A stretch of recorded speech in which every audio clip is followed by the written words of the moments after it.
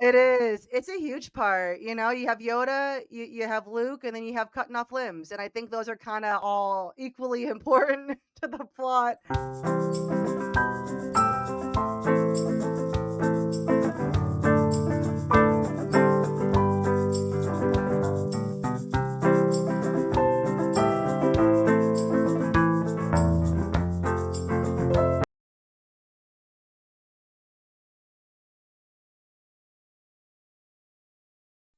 All right. Well, here we go. Well, audience, thank you for being back for another episode of Core Memory, a podcast about movies. I am your host, Cortney Warner, and joining me this week is a very funny comedian based out of Nashville, Tennessee, Cameron Gumpy. Give it up! Ah, ah.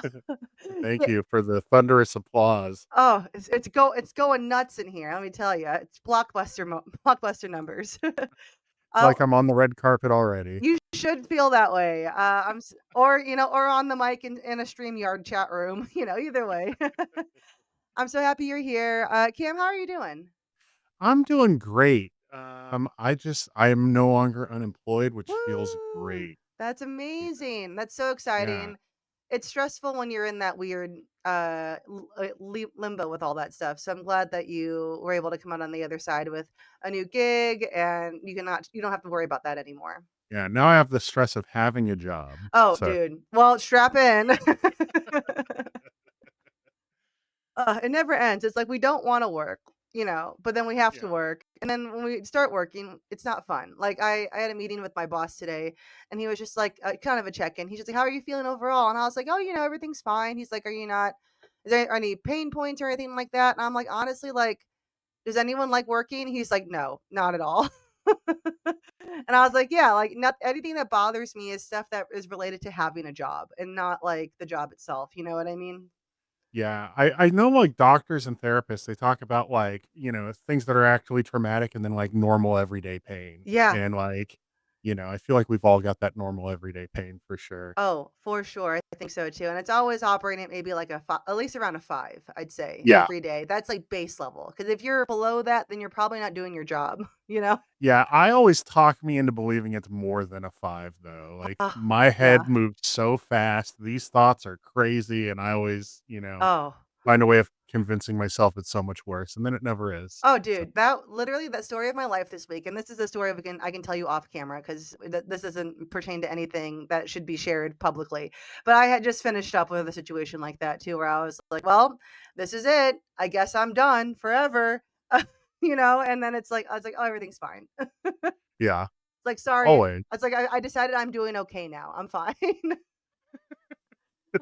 Uh, You kinda have to let yourself feel that, like, intensity though, like, I've thank you. gotta burn this out, I gotta feel Yeah. what I'm Yeah, feeling. thank you for saying that because sometimes I feel like, I don't get into these modes too often anymore, but sometimes I'm like, "Am I this fucking crazy, honestly?" Like, then I'm just like, "Oh, well, if I would have bottled that up, it would have been real bad," you know? Yeah, and I think we all kind of have those moments, and I think, like, moments like this where we kind of, like, talk about it openly are important because, Yeah. no one is comfortable. No one feels completely sane. If you Yeah. do, I don't wanna hang out with you. Dude, they're full psychopath. Yeah. No, like you don't have constant dread in the Dude. world we live in. Honestly, though, oh, yeah. Oh, especially with all of that. Oh my god.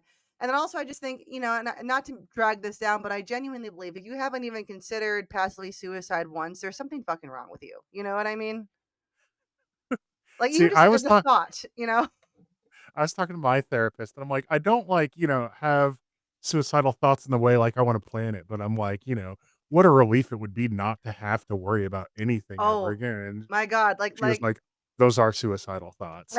I'm like, oh, then I have those." Yeah, oh, yeah, sorry. I take it all back. I'm just kidding. I just wanted to see what you thought.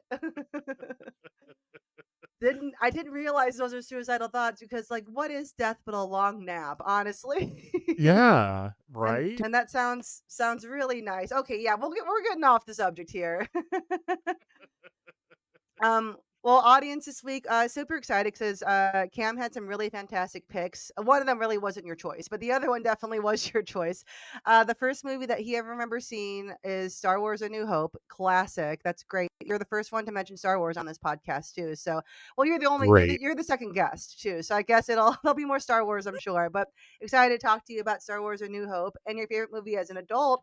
Now is Little Shop of Horrors, the one from the 80s. I'm correct, right? Yes. Yeah. Have you seen the one from the 50s? No, I haven't. Have you? Oh, that I like I watched Little Shop of Horrors from the 80s because I bought it on Amazon, and then it's Yeah. like, "We've got the one for the 50s waiting for you," Whoa. and it is a fever dream. It's just like, it's the quintessential really bad 50s, like, thriller style movie where Yeah. it's like, we want the kids to go from the sock hop to the movie theater, so we're gonna make it kinda creepy, but not so creepy that they don't wanna go, and it's Right. just really cheesy and bad. Oh my god, that sounds amazing. Yeah. I'll have to check it out. Yeah, because I did rewatch the 1986 version. Because that's the one that I'm just familiar with. I mean, Yeah. it's fantastic. But going in order, so I wanted to ask you, so what describe like the first time you saw Star Wars and like where were you? Why does this stick? Because I'm sure you were shown other media before remembering this movie. So like, why do you Yeah. think this one stuck out to you? So, I think what it is, like, this is kind of like, it's a live action movie, and George Lucas talks about how Star Wars is for children. Mm-hmm. I know Star Wars is for children and not for me. Yeah. A lot of Star Wars fans do not realize that, Dude, I but know. I do. Like, Yeah. it's like the perfect, like, it's for kids, but it also makes kids feel adult. Oh yeah. Uh Yes, that's good. And I always talk about, like, when I was a kid and someone talked to me like I was a child, I Mm-hmm. remember it so distinctly. I'm like, Mm-hmm.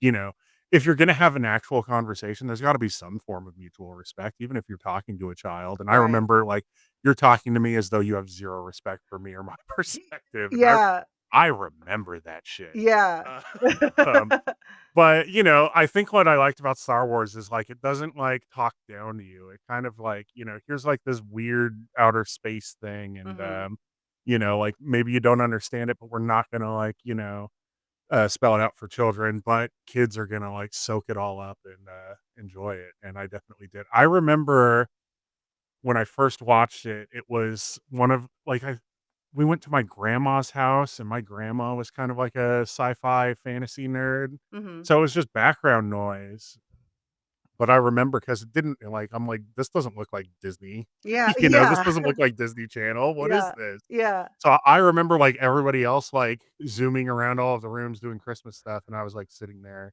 intensely watching, Oh, so that's that why it stood out to me. that's so cool, and that's so cool that your grandma was just like, "Yeah, I'm gonna put this on in the background," and, like, not realizing, like, this is gonna impact her grandson for the rest of his life, you know? Yeah. And that's just so cool that, like, that was it like, I feel like with a lot of people with Star Wars, it just was always there. It was always omnipresent in the world. Mhm. Like, it's hard to remember a time when there wasn't Star Wars, when you get to a certain age. I mean, I certainly Yeah. our parents definitely can remember that, Yeah. but that's really cool. And so sorry, I'm looking at I'll cut all this. My like reading my notes here. So, s sorry, on here. So, like, I guess, how do I say so when you saw Star Wars for the first time and you had other movies kind of around you too, did you kind of you were comparing them a little bit where you're like, "Oh, this one feels like a kid's movie versus an adult movie." So, like, what was the distinction of that for you at that time? I don't know, but, like, sometimes you remember when you were a kid and there's, like, things that, like, were put on and meant for you, Oh, and then there yeah. was kind of the stuff that, like, your parents were watching, but they were cool with you watching. Yeah. And then there was, like, "You're supposed to be in bed, you should not be watching this." And that was, like, they put it on for themselves, but, Mhm. um, it I was just as interested, you know? Yeah, and I feel like Star Wars is that good in between too of like it can be put on for adults, but it's not like so salacious that a kid can't watch it, you know what I mean? So Yeah. it feels like almost that like in between medium where it's like, "Oh, this is adult, but it's not. It's fine," you know? Yeah.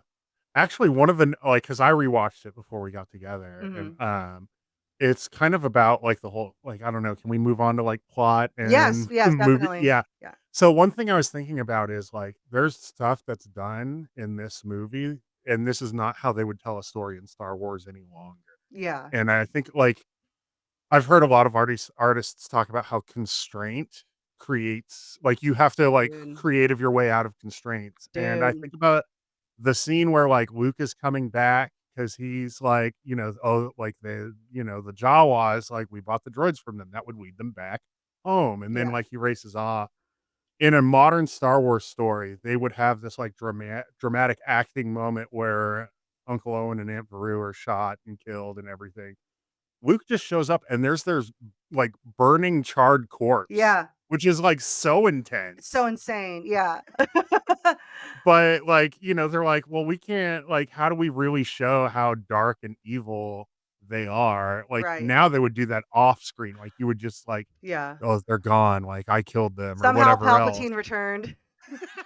Exactly. But no, it's like, yeah, we've got all these kids in here for a PG-13 movie. Here's or PG Yeah, probably. probably Yeah. PG, I'd say. Yeah.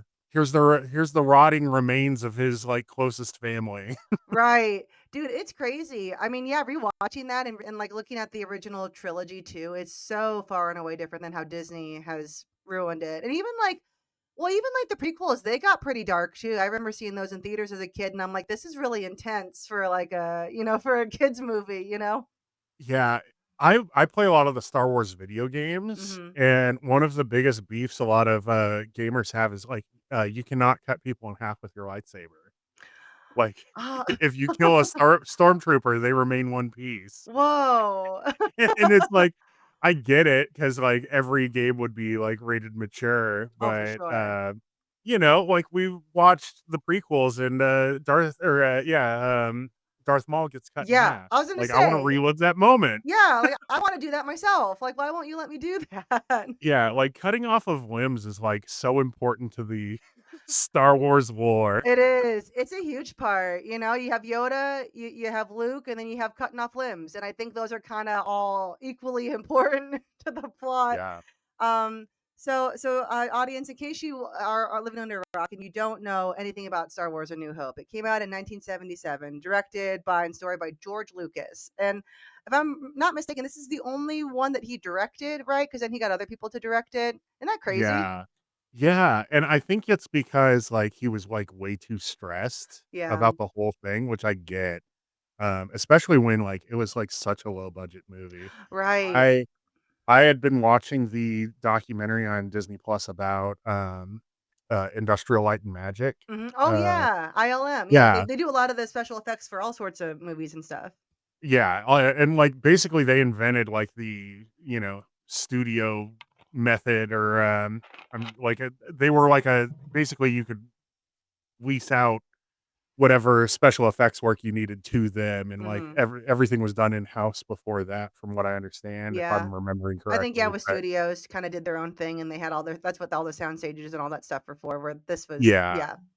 Yeah, but they, like, started building miniatures, and then they got into the prequels and started doing a lot of the CGI stuff, and now they're exclusively CGI, but, um George Lucas says, like, he was going, to deserts and everywhere else to shoot, like, the, live action portions, and then he went back to look at special effects, and it was, like, kids just, like, playing in in their Yeah. garage, and, Yeah. like, he's like, "You don't have more than just these little things done?" I'm like, Right. "Oh, that's why he only directed the first one." Yeah. Damn, that's I remember hearing an interview or watching something where, George Lucas actually approached David Lynch to direct Star Wars. Really? Yeah, they had a meeting about it, and I remember it was all this is David Lynch telling the story too, and, David was like he's like, "Yeah, my agent, really wanted me to meet with George Lucas," and he was like, "I knew George through passing, like, because they kinda came up around the same time. So he's like, "I kinda knew who George was, we were friendly," so they got I think he went over to, like I think A New Hope had come out, I think he was interested in him doing Empire Strikes Back, which would have been absolutely batshit crazy if David Lynch directed Empire could you imagine? That would be wild. But so David goes over to the Lucasfilm Ranch or whatever, and kind of looks around and everything. And in the story, David's like, I got an insane migraine the whole time, and so it just seemed like he was just so disinterested in talking to George about anything, and George is trying to show him like, yeah, the miniatures and all the things from A New Hope, and David just was in so much pain he couldn't handle it, so he just like bolted out of there, and he called his agent. He's like, I don't know, man, I can't do this. I feel really sick. I think it's bad. I can't do it. It's also funny because 'cause I've heard people talk about, like, working with George Lucas and, Hmm. like, when you're trying to show him something you're proud of, he's just like, "Oh, okay, great." And Yeah. then, like, he does not give, like, very reactive, feedback, but then, like, you'll get a phone call and someone will be like, "George was just raving about what you're working Yeah. on, like, can I come by and see it too?" Yeah. Dude, so I wonder if that's how he felt with David, where David was just like, "Yeah, yeah, yeah, okay, that's cool, whatever," you know? That's so interesting. But that would have been what a hell of a that would have been, crazy if they would have had David Lynch do Empire Strikes Back. Yeah, that's crazy. But that was my fun anecdote about that. But yeah, I guess it makes sense. Like where if you come up with a story or something like that, you're like, okay, I made up the story. I own all the characters. But directing, especially directing sci-fi, just seems absolutely insane. Like who, unless you're a true crazy person, like why would you ever do that to yourself? You know? Yeah. It's also like you mentioned, owning the characters. It's crazy because, like, Star Wars changed, marketing and merchandising Yes. and, like, because George Lucas owned all merchandising rights and basically nothing else. Yeah. So, like, people talk about, like, "Oh, these new Star Wars movies, they're creating characters just for the toys." Uh And I'm huh. like, "They've been doing that since the very beginning. That's the only way George Lucas ever made money." Dude, literally. So like, yeah, of course you're gonna have weird little toys that come out, and like you have the McDonald's, like the McDonald's collaboration and all of that stuff. Of Yeah. course. Yeah, Star Wars, I mean, Star Wars and Jaws, I think about those 2 kinda coming out, just absolutely being game changers around the same time too, and it's just crazy that, like, like, there's really nothing that's come out, I think in modern times that's really advanced us as in the arts in that way. I guess people could say Avatar, but at the same time, the movie's shitty. It's just like what? Like the special effects is the reason why you go see that movie. But I've never seen Avatar. Couldn't tell you. I just hear it's about Pocahontas with blue people. That's what it's been described Yeah. to me as. Basically, like, the movie itself is not that great, but if you go back and watch it now, the special effects hold up, which does not tell Really? me its special effects were so great. It tells me studios are, like, you know, m making these, special effects people do terrible work based on budget and Dude. time frame, and, like, it's really a testament to what, the lack of innovation and lack of quality control and, like, lack of desire to put out a good, quality movie. Yeah. I'm moving, adjacently, but if you watch the Twilight movies, Yeah, yeah. I swear the special effects get worse over time. I agree. They're so bad. I had to watch all those movies once for a writing job that I had back during COVID. I wrote for a YouTube channel briefly, and I'd never seen them, never had interest. I tried reading the first book, and I was like, "This is so boring. How? Why is this so popular?" Because I was really into at the time very into Harry Potter and like reading like all the like Hunger Games. Like I mean, I was a teenager, so I read Yeah, those things that teenagers read. And so I tried Twilight, and I was just like, "This is just so boring." Then all the movies came out, and I was like, the first one was like, "All right, Catherine Hardwicke is a cool director. I'll watch it." Then they just get worse, and I'm just like, "Oh, because they're cranking out these movies, the stars probably demanded more money because I don't think Kristen yeah. Stewart and Robert Pattinson wanted to be in those movies." So It's so clear Robert Pattinson is having the worst time of his life. Like, it's so he funny. nothing has ever made him so famous for the wrong I reasons, and, know.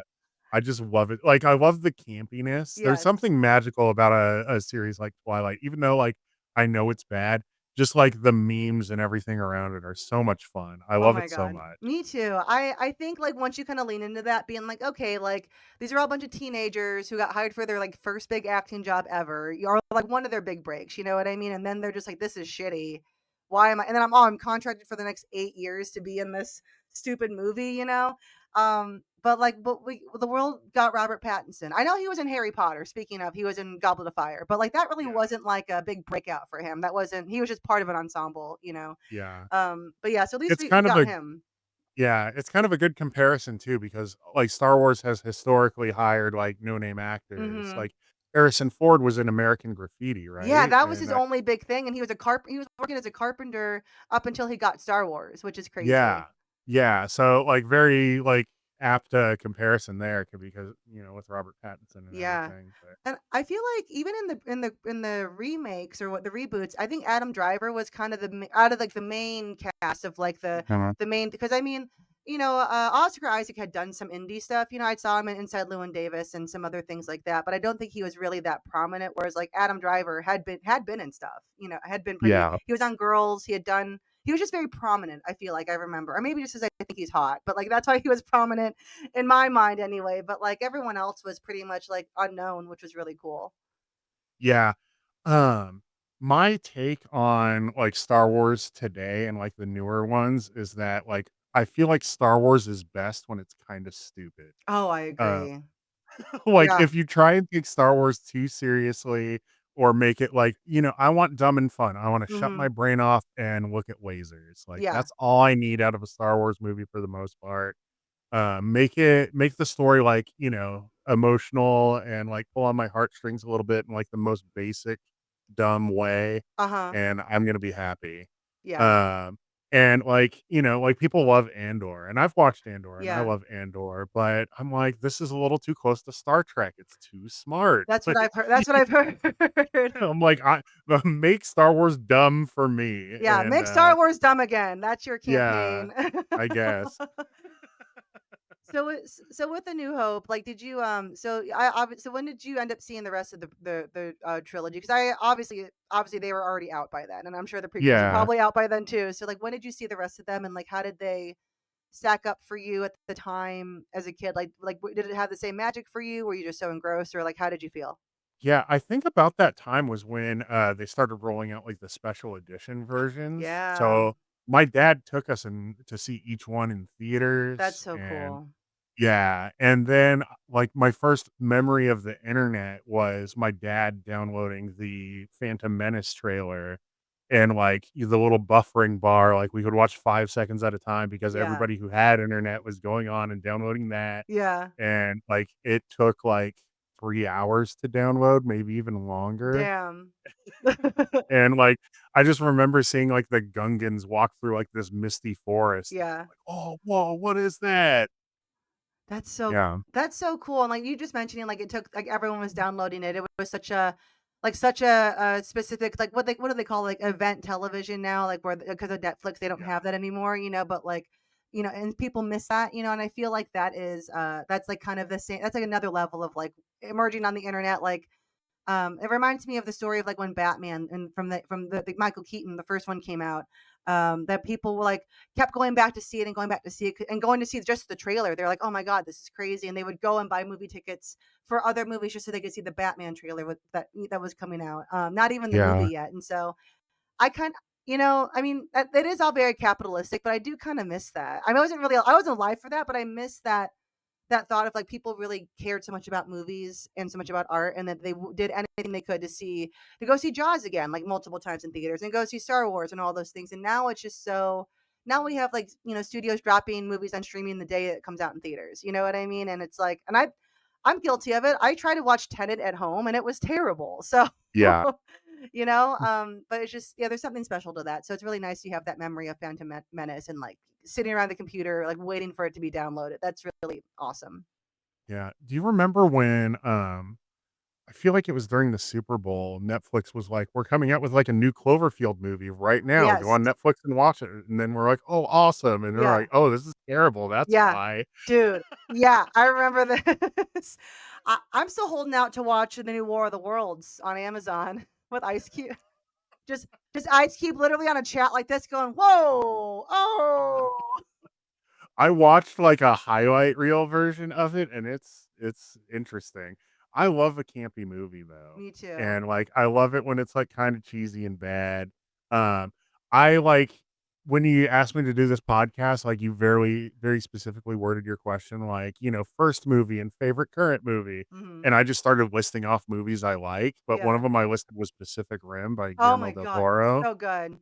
And, like, because it's campy and ridiculous, it Yeah. makes no sense, but it's just like, you wanna see giant robots Yeah. fight, kaiju and see Idris Elba overact and, like, do Yeah. really cheesy '80s, '90s, action movie lines, but, like, they fill the role so perfectly, and They they do do. exactly what they should be doing, and it's so good. I love it Yeah. so much, but That yeah, mo- I've got I love so that much movie love. too. That one, so you clearly have like a theme here. I mean, not with every movie you've listed, but like you love the first movie you remember seeing Star Wars. You just mentioned Pacific Rim. So like, would you say that like and the movie we're going to talk about later on is also a genre movie. Would you say that you kind of lean more into enjoying the genre movies, or is that just are you're just like, oh, this is what sticks out to me? This is what sticks out to me, like, I love an artsy movie, like, Mm-hmm. Little Miss Sunshine came out when I was Oh, working at I worked at that's great. a movie theater that was built in 1937 in high school, Oh, that's uh, cool. Yeah, it was run down, it was terrible. They had torn down, like, the big beautiful marquee and put up, like, a weird box marquee that, like, Yeah. completely ruined the aesthetic of the building because that's what they did at the time. I think, in my hometown of Woodland, California, this was the State Theater, they widened Main Street to be part of, like, a highway, Mm. and then, like, within 2 years, like, they changed back, but they had to tear down the marquee because it overhang hung into whatever lane they added. Damn, that's Yeah. unfortunate. Yeah, it's since been, renovated, Mhm. so, like, the marquee is back, but, they also, like, tore up some of the theater and, like, other yeah, you Damn. know, you Yeah. give and you take, but Yeah, true. At least they restored it because, like, I feel like that's kind of a lost thing. Because I feel like a lot of theaters that are, like, old ones that are functioning aren't being used as theaters, you know what I mean? They're being used for, like, event spaces or they're, like, retail shops or whatever, and it's kind of like, well, let it be what it was, you know what I mean? Like, yeah. yeah. There's something special about working at a movie theater as well because, Mhm. like, you get all kinds of weirdos coming in asking about movies and, like, teenager I remember, The Grudge 2 came out. The first Grudge movie was PG or, was R. Mhm. The second Grudge movie was PG-13 because they wanted to sell more to, like, Oh, teenagers. interesting. And, we got complaints about, the teenagers talking from other theaters in the building. Oh my Like, god. because every teenager in town came to our theater to see The Grudge 2 for some reason, but it was a social event. It was not Yeah, actually to to it see was the movie. crazy. Oh, Yeah. But, that's yeah, I go ahead, oh, sorry. no, that's so fascinating because that is, like I guess it's, like, I kinda missed out on a lot of that kinda stuff, but I guess, like, yeah, the thought of teenagers going to the movie just to go hang out or go hook up or whatever, like, I guess The Grudge 2 was probably that m what a movie to if you're getting finger blasted the first time, and The Grudge 2, what a memory, what a core memory to have there. Yeah, and, you're supposed like, if you're gonna be doing that kinda stuff, sit in the very back. Also, Yeah, do not do that anymore. Movie theaters have, night cameras and shit. vision, cameras and So shit, weird. like, Yeah, please protect yourselves, don't do that now. yeah, like, go to a drive-in, Yeah, stay at tint your home, windows, or literally. yes, stay Maybe home. That's maybe probably the more responsible watch thing. it on your laptop and then and do what you wanna do there, you know what I mean? But yeah, Yeah. that's so funny. Well, I think now is a good time to move into your next movie, which is your favorite movie as an adult. And this one is a really really fun pick. I didn't know any. Know this movie is beloved, but I wasn't expecting anyone to pick it. You know, because it's like, oh yeah, this movie's just been around forever. But audience, we're talking about Little Shop of Horrors from 1986. Director is Frank Oz and starring Rick Moranis, along with a stellar cast of musical and ensemble characters and actors as well. So why is this your favorite movie as an adult? So, like, my wife and I have been doing this thing every year where, like, I was not into, like, any sort of, like, horror movie or Mhm. anything adjacent. I never saw Rocky Horror Picture Show, anything like that growing up because I went to a private Christian school Yeah. growing up in a tiny little farm town, and, I also just, like, didn't have interest at the time, but, I'm expanding my horizons as time goes on. So, like, a few years ago, we watched, Rocky Horror Picture Show, love it. Um, in high school, my rebellious thing is I was going to punk shows and ska shows and stuff like that. Yeah. So many bands did, Time Warp as a cover. Like, Oh, every yeah. single punk band does Time Warp for some Yeah, reason. they So do. yeah, and it's always great, Yeah. but, I didn't know where it came from or why, but, so we watched it a few years ago. And, I was actually watching a documentary on Disney Plus. Mhm. I don't know what Weird time to plug Disney Plus right now, but yeah, okay, Cam, whatever you want. um, This comes out in a yeah. few weeks, so it's fine. What I will say is yo ho, board your ship and find, Yeah. pirate activities I would encourage. I don't know if Courtney encourages that sort of thing, but, Oh, go for it. you know, uh, Google some stuff, add Reddit, and, Yeah. there's, I use ad encourage it. blocker. Yes. Yeah. I encourage it Uh so much. Yeah, DM me and I'll tell you exactly how to stream any movie and, I will have to DM you because there are some movies that I have not been able to get a hold of, so yeah, yeah. yeah, no, I know exactly how, so, get at me, but, what else I watched, a documentary the guy's name is Howard something. He's the Mhm. songwriter from Little Shop of Horrors was, like, his first off-Broadway show. Nice. Um, then from there, he went and did, The Little Mermaid, um, Wow. um, Beauty and the Beast. Mhm. He started working on some other projects, but then he died of AIDS, tragically. Oh, God. Yeah. Yeah, so just, like I think the documentary is called Howard on Howard. Disney Okay. Plus, and it's about his life. I don't like, his last name's not coming to me, but anyway. The first thing he did was Little Shop of Horrors, and I'm like, I remember my dad watching that, and there was, like, a, 1950s woman with, like, a wispy voice singing about, Yep. like, their life together, and I Yeah. thought it was weird and didn't watch it. Yeah. Uh, Suddenly Seymour. yeah. So, I'm like, I need to go back and watch that, and, because Frank Oz, The Ugh. Muppets, Yeah, Yoda, literally. Yeah. Miss Piggy, like, of It's course, all tied and, together. Yeah. it all tied together. I also like one of the things that stands out to me so much about this movie is Rick Moranis cannot sing, and they made the movie anyway. I I think that's know. genius. Yeah. Like, I love a musical where the cast can't sing. I It's do so much fun. too. It is. Because Steve Martin, Yeah. also No. in this movie, he cannot sing either, No. but it's so great. One of my favorite things about this movie is, like, it doesn't take place anywhere in reality, like, Mm-mm. they just say in, like, downtown and Skid Row, and Yeah. that's it. And Skid Yeah. Row's, like isn't Skid Row in LA? Yeah, Skid Row's LA. Yeah, but it's, like, clearly, like, a New York vibe city Yeah. and, like but they just say downtown, and, I love that. I do But too. yeah.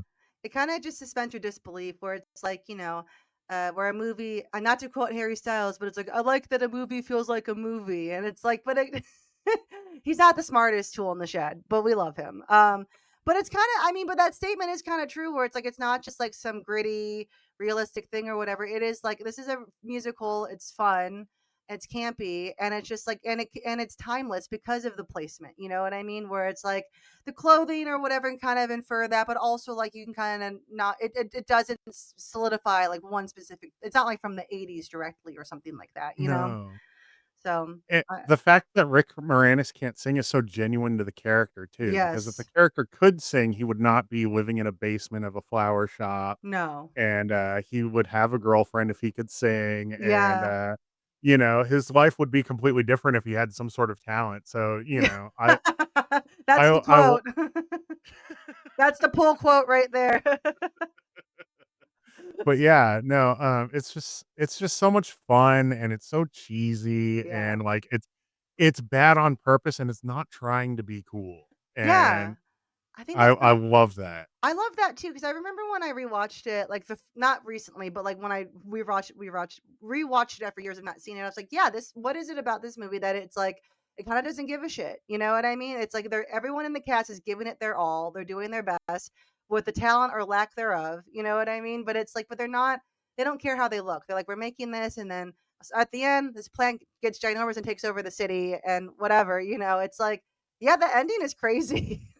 Yeah, and also, I think it's clear that, like, there's certain things that are, like, creative decisions to kind Hmm. of make it a little more gritty because, like, the puppetry in this movie, they put a lot of work They did, into. yeah. The ridiculous scene where, Steve Martin's character, who is a dentist, who loves causing pain, he's, working on this dude's mouth, and it's just, like, this gigantic mouth, and suddenly his tools are gigantic, and Yeah, the camera's inside of his mouth.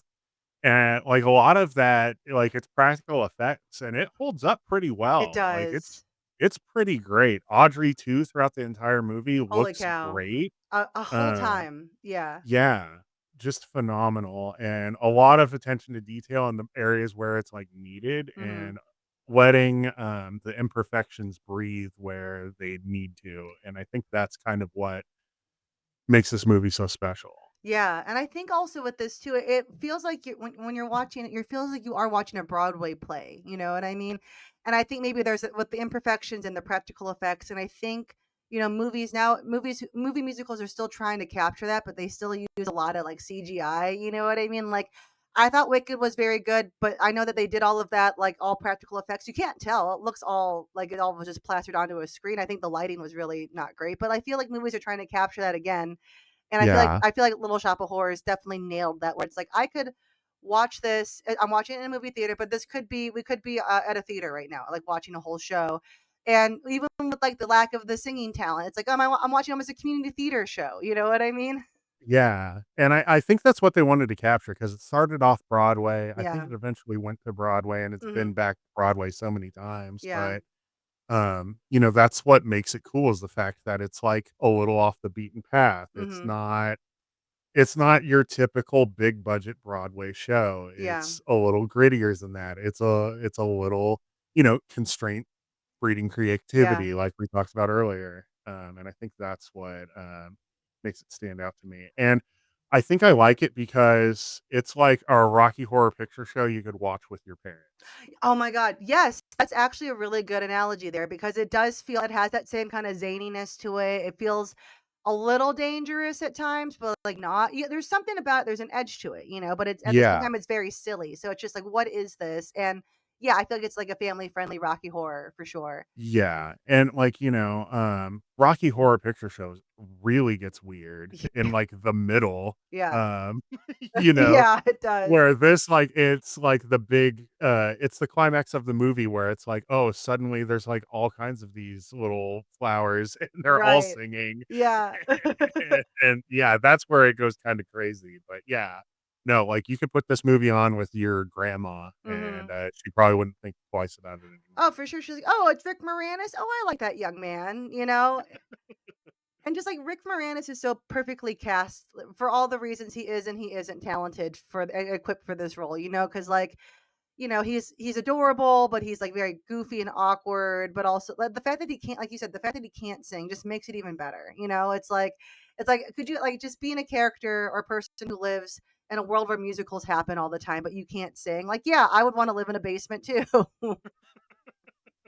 Yeah, no, I do not do well at karaoke, so, Oh. and I think that's kind of like, I feel like, so many of the older movies about, like, the man who, like, can't get a girl, like, Mhm. don't hold up very well at all, Yeah. and I feel like, he's like, "No, I like this one girl, and, like, she's chosen somebody else, and, like, that's okay, but, like, maybe I'll keep working on myself, maybe I need to get money," and, like, Yeah.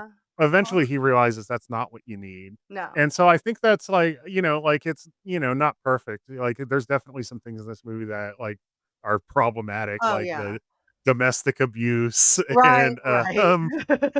he's like, "Oh, I got the flower from a Chinese man." Yes, exactly. There's some moments where I'm just like, "Well, alright, this was the '80s, okay." Yeah, Like the like overall spirit of the movie is a positive one. And like, yeah, there's a lot of movies out there that the spirit is not positive, but yeah. they Well, hold their dude cultural spot anyway. even with, like, at that time period, the '80s, like, I'm thinking about, like, what is it? Like, all those movies coming out with all these, like, nerdy guys are trying to basically, like, manipulate women to be with them, you know? I'm thinking Yeah. was it Attack of the Nerds, I think is one of the ones I'm thinking of? And Yeah, just like Revenge of the Revenge Nerds? of the Nerds, where it's like, oh my, Yeah. yeah, I was thinking Attack of the Clones, and I'm like, that's not, we're past this. Attack of the Nerd Clones, and so that's my reboot. Hollywood, if you're listening, I know there's a new spot on ABC primetime to fill, and I will. But yeah, Revenge of the Nerds, where like that's like there's like it's like sexual assault full on in that, and like there's so many movies that like, but you're meant to feel sorry for the nerdy guy, you know what I mean? 'Cause the movies are made by nerdy guys, and there's so many that kind of fall into that. And Little Shop could have fallen into that trap, but there's like a sweetness to it where it's like Yeah. he's not a little perv. He's like, I like this girl, not into me, like you said. I'm gonna go live my own life and figure it out, but still be pining for her. That's a very normal human thing to do. And so, Yeah. and I think like, yeah, the casting of Rick Moranis for that is spot on because it could have been creepy real fucking fast, you know. No doubt. So I also, like, kinda daydream about, like, what a reboot of this movie would be like if, yes. Sabrina Carpenter played Oh Audrey, my god, yes. Tom Hollander, your favorite Timothy Timothée Chalamet. Chalamet, yeah, as a Seymour, like, like, it'd be Yeah. interesting. I'd be into it. I think Timmy might be too hot to play Seymour. I just think he might be 'cause I'm literally wearing my T-shirt with him on it right now.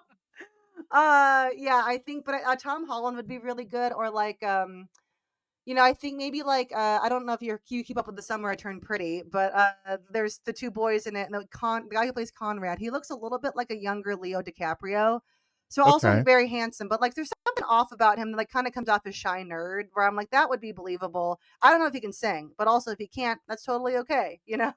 But yeah, Yeah. Sabrina Carpenter would be a perfect pick for that, I think for sure for Audrey one. And then you could get like a Jacob Elordi for Steve Martin. You know what I mean? Yeah. Somebody like, Seth Rogen could play Mr. Mushnick. Yes. Oh my god. Yeah, that'd be so good. Why is this not happening? It's all I don't I'm know, saying. we're fan casting as we speak. I know, and it's like, but it's not bad. That's all I'm saying. I've seen No. some real bad fan casting out there. But Yeah. so we've mentioned a little bit about some of the correlations between A New Hope and Little Shop, which is Frank Oz. Definitely a big, huge common thread there. But like for you, how do you feel that A New Hope impacted you as a kid, and then how did Little Shop impact you as an adult? And do you see any through line there? Because I feel like I see a little bit, but I want to hear what you Yeah. think. I think, just like the depth of presentation, like a lot of forethought into more than just what you see Hmm. in your face. Yeah. Because clearly, like a lot of war building happened in that first, Star Wars movie. Like, they talk about Kessel in Hmm. passing, and now there's an entire Star Wars movie that takes place in Yeah. Kessel. Yes. Um, adding like little nuggets of things that they could build upon later is really Hmm. interesting, even not knowing if anything bigger was ever going to happen. Right. Right. Which is interesting. Where Little Shop of Horrors, like clearly, like it was a musical first, and then they took it and made a movie out of it. But um, a lot of the attention to the special effects that we talked about, a lot of Practical like effects. Yeah. yes, the practical effects and, knowing what imperfections are the right sort of imperfections, I think is a very, Yes. um, interesting creative thing, because like, we're comedians, but sometimes, like, a punchline's not perfect or Right. sometimes, like, a setup's not perfect, but eventually it gets you where you need to go and, like, knowing Right. what word to use where and how to say it and everything like that, it's not always gonna look perfect at first, but with Hmm. the sum of the parts, it looks perfect, and I think Agreed. And that's what this movie shows. And I think also, like you were saying too, for both movies that came up, where it's like being creative with constraints. I think both of those, because I think about like, and I know audience, we've talked a lot about other movies in this, but I'll reference a few more movies because we all, if you're listening, you love movies, and that's what we're here for. So I think about like two movies that come to mind, and it's a bummer because I love both these directors. Is Celine Song, who did Past Lives, absolute banger of a movie, breakout hit.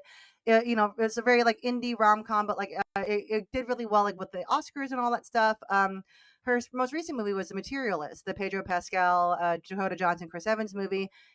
Full studio, like big theater release, full studio budget. It was fine, but it didn't.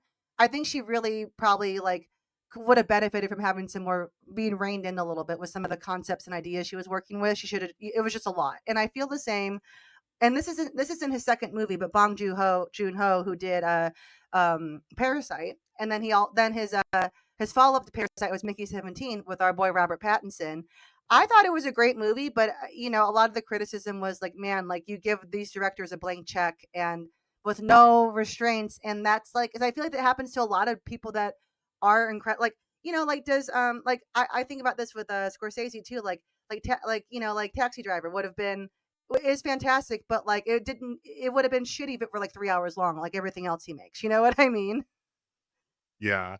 The one I think of, like, as you're talking about, like, constraints, Kevin Smith, Yes. like, Oh, love Kevin Smith. as he got more freedom, though, like, it just, like, became a different animal, Yeah. but, like, that first movie, like, he had a very like, his, limitations were the fact that he was not, like, a big studio director, he Hmm. was not even like, he was not on the map at He was a all, comedian. so Yeah. yeah, he was, buying his own cameras, buying his Hmm. own film. He shot, where he worked Yeah. off hours, so he had to write into the script like, "Oh, there's gum jammed into the lock," Yeah. and the Yeah. movie was shot in black and white even though, like, color film was readily available at that Yeah. and, those limitations, like, really go a long way in, like, giving that movie a certain sort of feel. Yeah. I watched, Clerks 3. and it Oh. is, like, it is horrible, but, Oh, like, that's just, that's like too bad. yeah, like, it has its moments, but Mhm. I'm like, "Oh, this gets, like, really weird." Like, he definitely needed, like, a producer or somebody saying, like, "Hey, like, tone it down. Like, we don't Right. need to see the characters in heaven."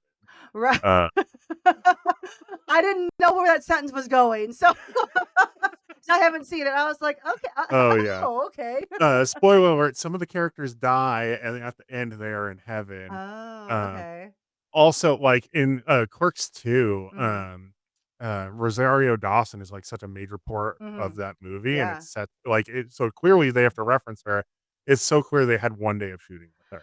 Yeah, Like yeah, yeah, it is, like, so clear, like, oh, you had her like, you paid for her flight out and gave her, like, $10,000 as a yeah, favor, and, yeah. like, yeah, it's but, like, Mallrats, Oh, love that movie. so good. Still Chasing Amy, love Chasing yeah, Amy. yeah, Uh, I'm curious what you think about Tusk.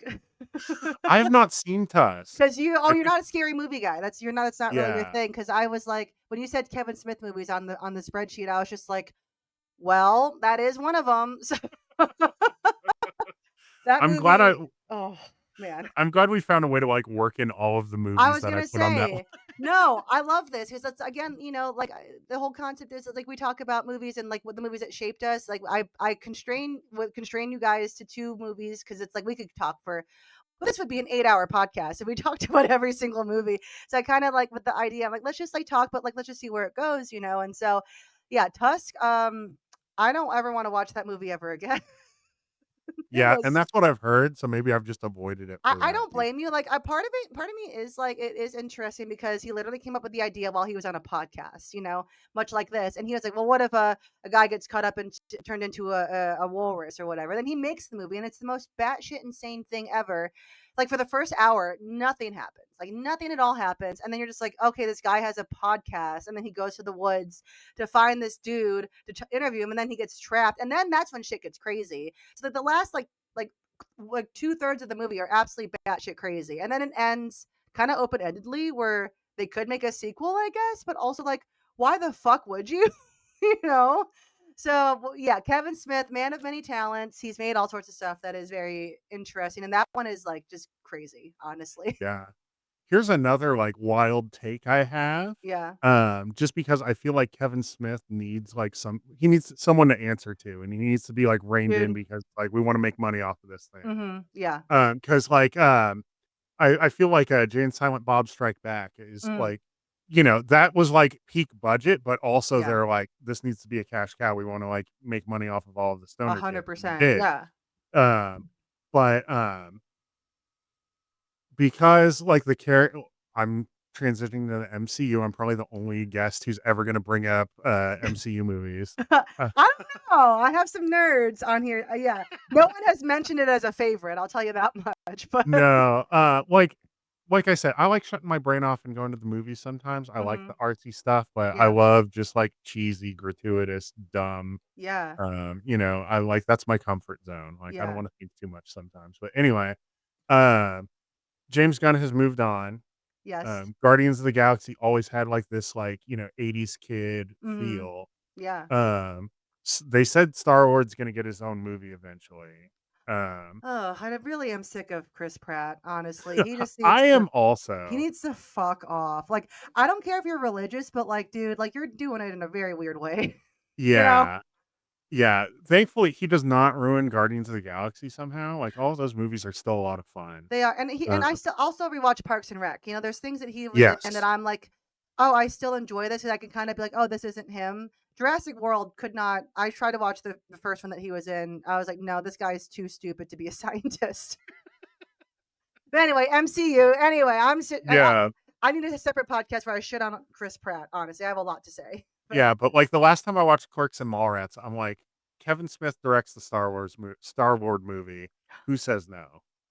Like, yeah, oh my I feel god, like the dialogue that Kevin Smith writes yeah. combined with, like, the way Star Wars typically speaks They're and yeah, very the zippy. soundtrack in those movies, like, align like, if Oh, you did, like, a, 80s, 90s, early 2000s, like, pop punk angle, yes. Oh my god, that'd be so good. Yeah, like, Holy it shit, never even thought about that, but yeah, because they didn't really use a lot of pop punk music in those original movies. no. Yeah, like, give it Wow. that, like, angsty punk kid Yeah, high school, like, soundtrack angle, and I yeah, feel like it'd be so much fun. yeah. Oh my god, that is an excellent take. I again, Hollywood, where are you? I mean, hello. Well, I have a few more questions for you to kind of. Oh, also, I was going to share. Sorry, I'm going to edit a lot of this. This is my second one, so thank you for being the guinea pig because I'm not. Man. I don't do this. Never really done this. I just wanted to try. I wanted to talk to my friends about movies. So, I see the correlation between Little Shop and A New Hope too, with like. Yeah, the things that you mentioned, like being like the back end world building, the being constrained with a budget and like with time, and and also just like I think just kind of yeah, it's the typical hero's journey, but told in a little bit of a different way, because you Yep. have the gawky, nerdy dude who's just like, oh man, I have nothing special going on, and then like, but he fall well, I guess Luke technically falls in love with his sister, whatever. That is a weird plot point in Star Wars forever and always. But like, but then like all this stuff happens. It's kind of set in motion because he's kind of just bumming around, and same with and same same with Seymour. He's just like his day to day. Then one day everything changes. And I know that is the hero's journey, but it is like both are such different movies, but they use that same structure so well, And I think They that's why they've do. they've held up. And yeah, and they kind of fit in that happy medium of like they're edgy enough for a teenager or and for adults to still enjoy, but like they're universally enjoyable without being sellouts because again going back to the MCU, going back to Disney, like I feel like Disney is trying to they're focusing on like test groups and focus groups with movies. They're not looking at the artistry of it. And so I think like it's unfortunate because there are movies that you can enjoy with your whole family or enjoy by yourself. And I think both A New Hope and Little Shop are both great examples of that. Yeah. I love A New Hope just because it, like, starts out like, anytime Star Wars introduces a new character, like, Mhm. everybody hates them at first because everybody hated Anakin, Oh my god, I but know. then that character, as the story goes on, grows up and, like, it wasn't that kid anymore, sure, but, Right, right. you have to start at, like, a very, like, earnest place and then grow from there, and this Agreed. movie is, like, a prime example of that. Luke Skywalker is such a whiner. Oh my god. He is such an annoying little kid in this So movie. annoying. It's like, what do Uh, you mean I gotta save the galaxy? I'm just a farm boy. Oh I my wanted to go god. to Toppy Station and get some power Oh my converters. god, I know. I'm just like, shut the fuck up, Mark Hamill. I love Mark Hamill, but I'm like, why are you so annoying? Yeah, But and I mean, he's that's a something they've kid. always Yeah. talked about with, these movies is, Luke is a different character in all 3 movies. He's like Yeah. the angsty dumb kid in the first one. Hmm. He's the, up and riser with, like, everything on his shoulders, and he's, like, stressed out in the second one, and then Yeah. he's, like, zen and, like, he's become the master in the third one. Yeah. Also, while not having a hand, so I guess you're pretty chilled out when you lose one of the again. Key plot point. But I think that also speaks to like the hero's journey in all three movies individually, but as the whole story arc is I think so well told of like yeah, Luke this is Luke's story. I know other characters may be more popular out of the series, but this is his whole true hero's journey. And not only does he change a little bit in each movie, but each movie like you said, he is so different. And then he gets to that final place in the third one, and then the Ewoks show up, and it's so cute. And you know, Yeah. but it's masterful storytelling, and just I don't know, like because now we have the internet, and we have masterclass, and we have like think pieces. It's like, how did people come up with this stuff just on their own? And maybe I'm an idiot, but I'm just like, someone just sat down and was like, this is how they're gonna do the story arc, and this is how I'm gonna build this whole world. There's no Google. There's no, you know what I mean? It's so crazy to think about, and then when they rebooted it with Disney, Yeah. nobody sat down and thought about it, and it was so clear as No. you watch those movies, like, Hmm. you know, um, oh, what's his name? The Lost guy, um, the director of the Oh my. Oh, first, J J yeah, Abrams. J.J. Abrams, like, he coulda come in and, like, he introduced all of these, like, new characters, but didn't really give them much to do in that first movie because it's No. like, "We're gonna make a New Hope again," and I loved it, Literally. you know? I had fun I with it. had I saw it multiple times, yeah. yeah, the second one, Ryan Ryan Johnson, Johnson. I am such a defender of The Last Jedi, and I'll Me tell you too. why. I am too. I love it. Yeah. I'll tell you why, and, like, I get it, like, a lot of the stuff on, like, the casino planet, like, it could have been like, I think it's a good movie that's guilty of a really bad edit. Yeah. Oh, Um I agree. I think that, like, people hate Rose. I do not think that's the character or the actress's fault. I think there was No. something there, and it kinda just, like, went off in a weird direction, but, Yeah. The Last Jedi is the only one of those 3 movies that actually has purpose. Yeah. Yeah. A Jedi can come from anywhere. Yes. Like, you're not gonna be able to overcome anything in life unless you, like, get help from your friends and trust others. Like, Right. there Yeah. are so many Yes. good, meaningful themes in that movie, and then, The Rise of Skywalker comes out, and there are no themes and No. nothing meaningful, and there's nothing you can, like, grab onto and have fun with throughout that entire movie, and it's so Dude, frustrating. it really is, and, and I think Disney like to blame, like, "Oh, well, Carrie Fisher died, so that's our" right, or no, who yeah, Carrie Fisher passed, and they're like, "Oh, Yeah. this is why it sucks now," and, like, whatever, and it's just like, that's not no, that's not why. Like, if you're a good again, somehow Palpatine returned. Come the fuck on. I will never let that go. I saw this in the theaters, and I almost threw my drink down. I was like, Courtney, no, you're in public. Chill out. But I'm like, what the fuck? Like, you have like one of the most prestigious like like franchises at your hand, and you write somehow Palpatine returned, and I'm like, It's so funny because Oscar Isaac is so over it you all, can like, tell he's he's just like like somehow Palpatine returned. Like he was the Robert Pattinson of those movies for sure. yeah, he's just, like, so over it, he's like, "I wanna go do other, like, weird, fun shit," like, Moon Knight, Yeah. and, he's like, "I just need to get out of here. Yeah, I need my This is check. completely come out." Yeah. Yeah. So I feel like, yeah, I agree with you on that. There was really no thought because I would dare to say because I know people love to shit on the prequels, but I think they had a bit of a renaissance lately, at least on the internet.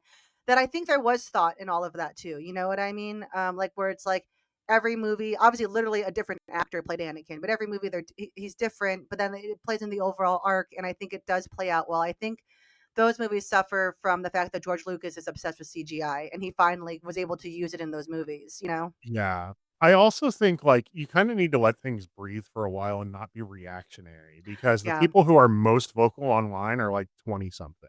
Oh my well, yeah, and like their brain's not fully developed, they probably Yeah. haven't even eaten ass yet, so, they don't know what's going on.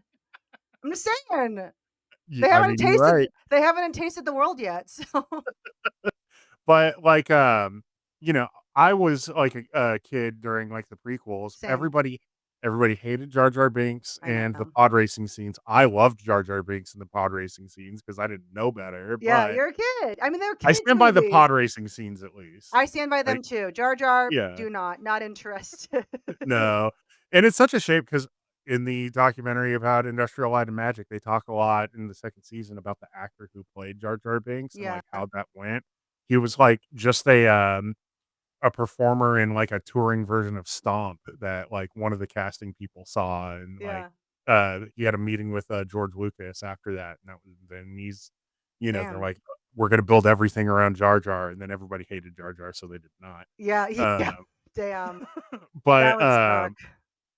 yeah, and, like, I think, the more time goes on, like, people love that guy, and he got to reprise a Mhm. role as a Jedi later Yeah, on, which is really cool. yeah, And even and, like Christian, oh my god, I'm blanking. Anakin. He definitely has come. I feel like he's definitely been getting the actor who plays Anakin. Well, yeah, it's not Christian Bale. I know that's not Christian Bale. Hayden Hayden Christensen. Christensen, Hayden yeah, Christensen. I feel like he's definitely been having a bit of a renaissance too. I think people appreciate him more because it's like, yeah, he's not a bad actor. He was just given a really shitty, dry script, and he's playing a literal monster who's becoming a monster. So it's like he's not yeah, gonna and like the thing is, like with villains, especially from like the 70s, 60s, and 70s, I think they were played very cold. Whereas now we have like, oh, like the anti-heroes and like the villains with their backstory. And he didn't really his backstory was him becoming this cold killing machine. You know what I mean? So I think that people took that kind of weird and I don't know. But anyway, we gotta start wrapping up. I'm sorry. I could talk to you about this all night, but all night. literally, but I have a few more rapid fire questions for you. So, if you Sure. had to recast I think Star Wars would be a little bit tough. So we'll just stick with Little Shop for this question because Star Wars is already kind of what this question is. But if you had to recast everyone in Little Shop as a Muppet except for one person, who would you say is the person, and who would you cast as maybe the first, like the top three characters in Little Shop as Muppets? And well, for who would Um, be the human, and then who would you keep? I think I would cast Audrey 2 as, a drag queen. I don't know which drag queen, but that would be it's so funny because Audrey 2 is a puppet in this Yes. version. Ah, I yeah. I would make Audrey 2 an actual human being in the Holy Muppet shit. version. That's what an amazing take. My take was very basic. I'm like, I'd keep Steve Martin as a person and let him act up on puppets. And like, but like that, Audrey too as a drag queen, beautiful, spot on. Oh my Yeah. god, that's a great pick. And then what's your favorite movie snack? I love Bunch of Crunch. It Okay. tastes like cheap chocolate, but I Mhm. love Bunch of Crunch, and I love popcorn too. Yeah. Um, Hot take, I hate popcorn buckets. I hate useless Okay. plastic that does not serve a purpose after the fact. That's Where fair. where do you keep them? Like, who's buying all of these, like, $60 popcorn buckets that they cannot clean? Dude, I Um, I will say I have 2, both from the Star I have 2, both from Star Wars, from Last Jedi and then A Rise of Skywalker, because that was, like, my treat to myself at the time. Because I used to work mhm, when I worked at Trader Joe's, I worked right next to the Regal, Green Hills. So after work, I okay. would, like, go and I would just blow a bunch of money on the drink, the snacks, all that, and just go and like, veg out whenever a new Star Wars came out as, like, my treat after working. And so I do have the popcorn buckets. I will say the one that I had for Last Jedi, it was like a metal tin, and it unfortunately got crushed when I moved. Oh, Which is because I really loved it because it did. I picked the one with Adam Driver on it. That was the one of that I wanted. course. But the Last Jedi one, I will say I used it for my party. I don't know if you saw it or not, but I put the Jello shots in there with the ice because they Oh, like. really? No, I Yeah, did so not see I that. repurpose it for like drinks and stuff. It's like not really meant to be a cooler, but if you have it like, but it holds up enough. You know what I mean? Yeah, So, yeah. but like the ones that are like, I did want the Dune one. That one looked cool. Not for anything weird, but like some of the other ones, they are so cumbersome. You know, Yeah. like what was it? I've just seen some of them. The Jurassic Rebirth one. It looks cool, but it has like the glowing dinosaur inside of it, but it only holds a Mhm. little bit of popcorn. And like Yep. Barbie was just like the convertible, and I'm like, it doesn't hold that much popcorn. And then it's like, oh, you have to have a greasy plastic thing the rest of your life, you know? Yeah. The one I did, think was cool was, for Freaky or Friday, the popcorn bucket looked like a soda cup, and the soda cup looked like a popcorn That was bucket. cool. That was really. I Yeah. remember that one. That one was I really love cool. food that's made to look like other food. I do Like too. like a cookie that looks like a hamburger, like, Yes. absolutely. Sign me up. Like that, what is it? Like the show Is It Cake? Into that too. Yeah. I love it. Well, Cam, where can people find you? Um, What do you got going on? And where can people I'm find you? at Cam Gumpy on most things. Mhm. I've got some shows coming up at the Dive Motel. Oh, Um, never heard of that place, but that place sounds really. I bet you that host is really cool and the vibe is yeah. good, I'm sure. What dates? I'm That's a like, I let me, scroll back in our text messages, and I'll Yeah, let me find it actually eventually. again, this is great. Oh, you're on October. Wait, no, where are you? Where are you actually? Um, 23rd and next week, this coming the 25th, yep. 9:25. Well, you can let people know. 9:25 and 10:23. Yeah, I will be at the Dive Motel 9:25 and 10:23, you said? Yes. Yeah. Yes, of course. I Yeah. knew all of this. I'm Oh so yeah. ready. You're so ready. One is like a month away, so the other one's Yeah. not for another week. So, but Cam, thank you so much for joining me on this episode. I'm so excited. It's gonna be out. Well, it'll be out. I don't even know when it's gonna be out yet, but it's gonna be out. I'm really excited that we had a chance to talk about this. Thank you for your conversation and for your insights, and we'll talk soon, dude. Thank you so much, Courtney. Have a good one. You too. This has been Core Memory, a podcast about movies, and I'm your host, Cortney Warner. Thank you so much for listening to today's episode. Please feel free to like and subscribe on anywhere that you get your podcasts. Would absolutely love the support on there. If you enjoyed today's episode and any of our other episodes, also we are on Instagram at Core Memory Pod. Please feel free to give us a follow on there as well if you want any behind the scenes tidbits or any kind of fun visuals on there. And again, thank you for listening, and we hope that you'll listen again soon.